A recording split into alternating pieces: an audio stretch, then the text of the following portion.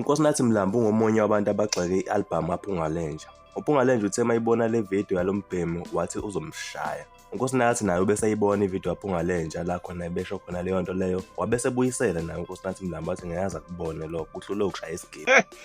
Engaza ukuthi nithi ubani ukhwaphalenja lo usobekade amamuhlo lo othi ubani nithi bagama lakho ukhwaphala wena khwaphalenja lalela lapha wena lento evokomele lengathidla amaphilisi okuplivent uthi untshela uMlambo ngizomshaya into ehlulayo wekufanele uyishaya isiginci wena shaya isiginci uhlukane phansi noMlambo ngeke uzumnuka uMlambo unayo ingqwe lalela wemfana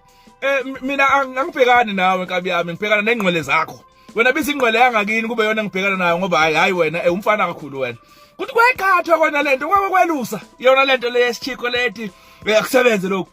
ngenza kwethu ngisondezeleni yena nimcela ukuthi akakabhula athathe ezakhe sike sibonane sike sihlangane noma ngenza kwethu onecece onecece ngane ukuthi udwendwe ke sike sibize lapho odwendweni naye mfana sike sihlangane sike ihlabane emalunde ngane kwethu ngifuna ukumhaga mina ngenkabi zami inkabi ngiyayihaga ngivele ngiyibambe bese ngilola nayo ngifuna ukugugela inkabi